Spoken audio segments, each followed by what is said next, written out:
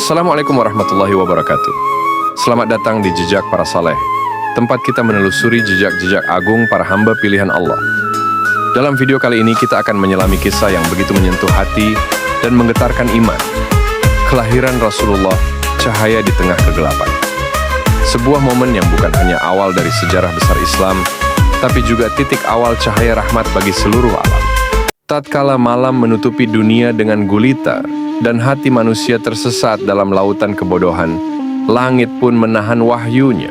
Tak ada cahaya, tak ada petunjuk, kecuali harapan yang samar dari kitab-kitab suci yang nyaris dilupakan. Langit yang sunyi. Telah berlalu ratusan tahun sejak bumi terakhir kali disinari oleh wahyu. Para nabi telah wafat satu demi satu, dan tidak ada lagi risalah yang membimbing umat manusia. Sejak wafatnya Nabi Isa alaihissalam, langit seolah-olah diam. Para ahli kitab menanti, namun iman mereka digerogoti waktu. Yang tersisa hanyalah sekelompok kecil yang masih berpegang teguh pada janji Tuhan. Akan datang seorang penutup para nabi, pembawa cahaya di ujung malam panjang ini. Langit menyimpan rahasia besar, dan bumi begitu gelap. Dunia yang lupa pada Tuhan. Lihatlah Persia, tanah kebanggaan kaum Majusi. Di sana, api yang mereka sembah tak pernah padam selama 1000 tahun. Mereka menyembah api, memuja kekuasaan, dan menghamba pada syahwat. Raja-raja mereka hidup dalam kemewahan dan kerakusan, menginjak-injak rakyat, menjadikan diri mereka dewa di mata manusia. Lihatlah Bizantium, kerajaan besar Romawi Timur. Meski mewarisi Injil, namun kekuasaan telah mengubah hati mereka. Gereja menjadi alat kekuasaan, dan kitab suci hanya dijadikan simbol. Umat Kristiani terpecah belah, saling mengkafirkan, saling membunuh. Kebenaran dikubur di bawah tumpukan dogma yang dipaksakan oleh kaum elit agama. Dan lihatlah Jazirah Arab, tanah gersang, namun panas dengan api kejahiliahan. Di Makkah, berhala-berhala mengelilingi Ka'bah yang suci. Lebih dari 300 patung berdiri di rumah yang dibangun Ibrahim dan Ismail, menyaksikan umat manusia bersujud bukan kepada Allah, tapi kepada batu, kayu, dan ilusi kekuasaan. Di pasar-pasar Makkah, wanita diperdagangkan seperti hewan. Anak perempuan dikubur hidup-hidup karena dianggap aib. Mabuk, perzinaan, perampokan, dan permusuhan antar suku menjadi bagian dari rutinitas. Dunia telah kehilangan nurani. Dan di tengah kegelapan itu, hanya segelintir yang merindukan cahaya. Jeritan rohani umat manusia. Adakah cahaya yang akan datang? Adakah seorang pembawa risalah yang akan menyelamatkan kami? Pertanyaan-pertanyaan itu bergetar dalam jiwa-jiwa yang masih menjaga sisa fitrah mereka. Para rahib di gua-gua, para pendeta yang jujur dalam doanya, dan kaum Yahudi yang masih memeluk Taurat dengan kejujuran. Mereka semua tahu, tanda-tanda itu telah dekat. Seorang nabi terakhir akan lahir. Seorang pemimpin akhir zaman akan datang dari tanah yang tidak mereka duga. Dari bangsa yang terhina, dari umat yang terabaikan. Dan saat dunia tak lagi berharap, Allah menyiapkan peristiwa besar. Abdul Muthalib dan janji langit. Di tengah gemuruh jahiliyah yang membutakan hati, Allah menjaga satu garis keturunan. Di Makkah, dari suku Quraisy, dari Bani Hashim, berdirilah seorang lelaki yang dikenal dengan kewibawaannya, Abdul Muthalib bin Hashim. Dialah kakek dari Muhammad yang belum lahir, lelaki yang dipilih Allah untuk menjadi penjaga awal dari cahaya terakhir kenabian. Abdul Muthalib bukan lelaki sembarangan. Ia bukan nabi, bukan pula raja, tapi hatinya bersih, langkahnya terjaga. Ketika Ka'bah dirundung kelaliman berhala, ia tetap memuliakan rumah itu sebagai peninggalan Ibrahim dan Ismail. Ia menolak menyembah berhala. Dalam diamnya, ia mengerti, Ka'bah bukan untuk batu dan patung, tapi untuk Tuhan langit dan bumi. Mimpi tentang Zamzam. Suatu malam, di tengah tidurnya yang dalam, Abdul Muthalib bermimpi. Ia melihat sosok malaikat datang kepadanya dan berkata, "Galilah Zamzam." "Zamzam? Apa itu Zamzam?" tanya Abdul Muthalib dalam mimpinya. Malaikat itu hanya memberi isyarat dan menyebutkan ciri-ciri. Tempat yang dipenuhi semak berduri, tempat sarang burung gagak, tempat darah dan kotoran mengalir. Abdul Muthalib terbangun dengan gemetar. Mimpi itu bukan mimpi biasa, dan ia tahu itu adalah panggilan. Ia mencari-cari tanda yang disebut dalam mimpi, hingga akhirnya menemukan tempat itu di dekat Ka'bah. Dengan penuh keyakinan, ia mulai menggali. Orang-orang Quraisy mencemooh. "Menggali apa engkau, wahai Abdul Muthalib? Tulang belulang nenek moyangmu?" Namun ia terus menggali, hari demi hari. Keringat dan keyakinannya berpadu. Hingga pada satu pagi, air menyembur dari tanah. Bening, jernih, deras, Zam-Zam hidup kembali. Tangis Abdul Muthalib pecah. Ia bersujud. Ia tahu ini bukan sekadar air. Ini tanda. Ini anugerah. Ini pertanda bahwa Allah tengah mempersiapkan sesuatu yang agung dari keturunannya. Nubuat dari utara.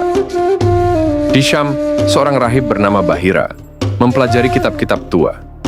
Ia bukan seperti para pemuka gereja yang menjual surga dengan harga dunia. Ia seorang pencari kebenaran. Dalam keheningan biaranya, ia membaca tentang seorang nabi terakhir, seorang anak yatim dari bangsa Arab, seorang nabi yang akan mengubah dunia dengan kebenaran. Di Madinah, para rabi Yahudi berkata kepada kaum Aus dan Khazraj, "Telah dekat waktunya muncul nabi akhir zaman, kami akan mengikutinya, dan kami akan membinasakan kalian bersamanya, sebagaimana Ad dan Samud dibinasakan." Tapi mereka tidak tahu bahwa nabi itu tidak akan lahir dari Bani Israel. Tidak dari keturunan Ishak, tapi dari keturunan Ismail. Bukan dari Yerusalem, tapi dari lembah gersang bernama Makkah. Langit memberi tanda. Bumi mulai bergetar halus, dan takdir mulai menulis kisah. Tanda-tanda langit tahun gajah.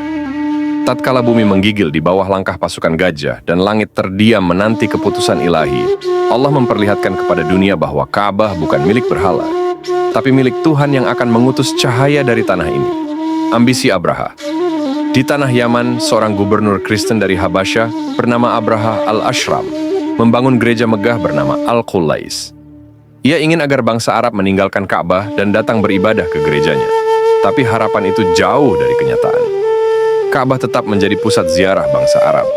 Hati mereka tertambat pada bangunan suci itu, meski mereka menyekutukan Allah dengan ratusan berhala. Abraha marah, hasrat dendam membakar jiwanya. Maka ia memutuskan, hancurkan Ka'bah. Ia mengumpulkan pasukan besar dari Habasyah, lengkap dengan gajah-gajah perang, yang belum pernah dilihat oleh penduduk Hijaz sebelumnya. Gajah terbesar bernama Mahmud, menjadi simbol kesombongan kekuasaan duniawi. Pasukan bergerak ke arah Makkah, langit muram. Gunung-gunung menyaksikan dengan ngeri, penduduk Makkah ketakutan.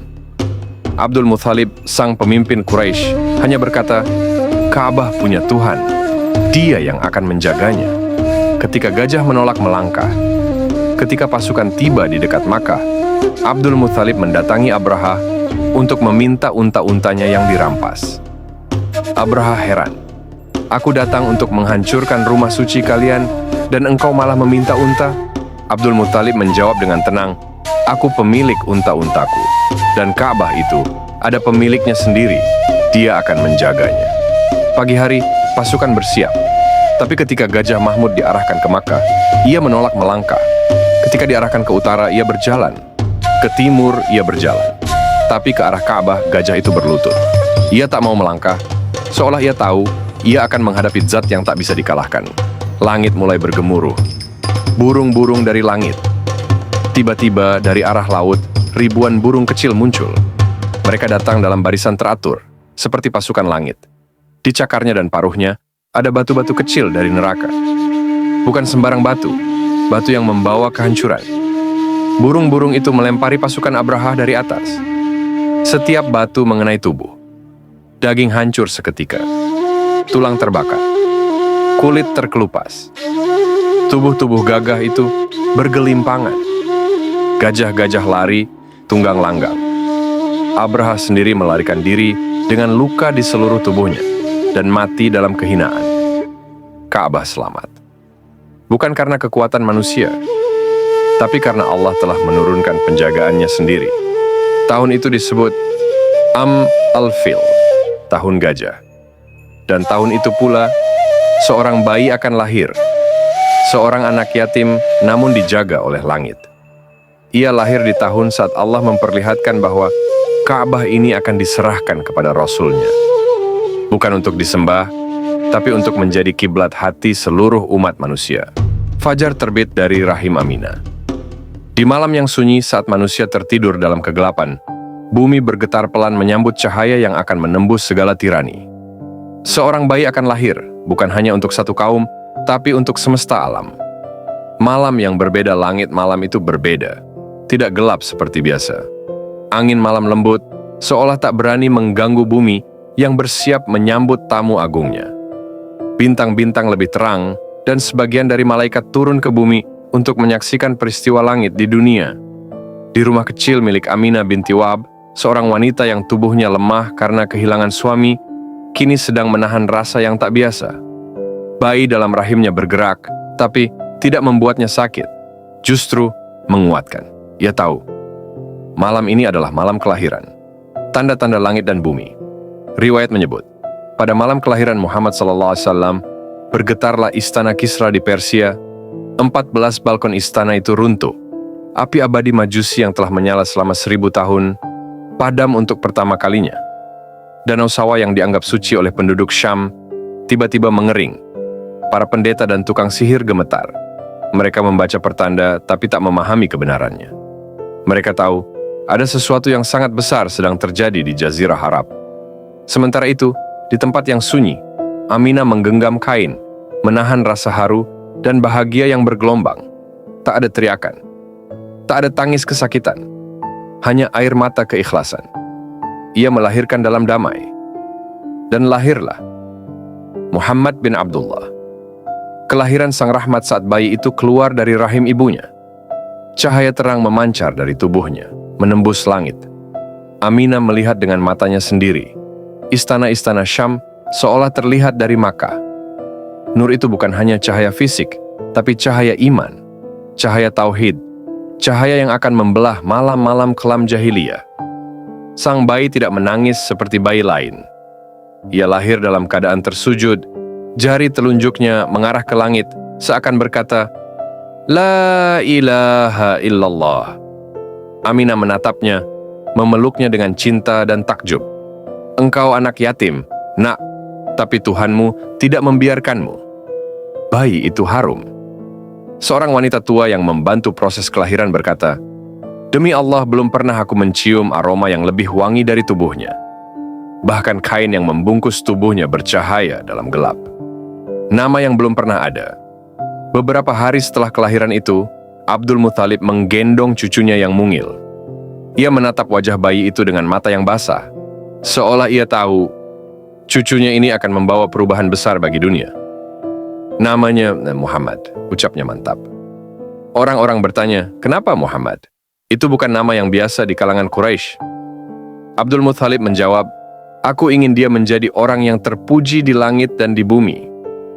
Dan nama itu memang akan menggema dari Makkah ke Madinah, dari Persia ke Romawi, dari timur hingga barat. Nama itu akan disandingkan dengan nama Allah dalam adzan, dalam doa, dalam jiwa umat manusia sepanjang zaman. Muhammad, nama yang kelak akan membuat iblis gemetar dan para malaikat bersujud dalam taat. Cahaya, itu telah datang dunia telah menunggu berabad-abad. Nabi terakhir, penutup para rasul, rahmat bagi seluruh alam, telah lahir dalam keadaan yatim, dalam kesederhanaan, tapi dengan tugas yang paling agung, menyelamatkan manusia dari kegelapan menuju cahaya. Langit bersaksi, bumi sujud, dan malaikat berkata kepada seluruh penghuni alam, hari ini cahaya itu telah terbit, hari ini Muhammad lahir ke dunia. Inilah jejak para saleh, kisah yang menuntun hati dan menghidupkan iman. Jika hatimu tersentuh, beri tanda suka, tinggalkan komentar, dan subscribe Jejak Para Saleh, agar lebih banyak kisah menyentuh hati bisa sampai kepadamu.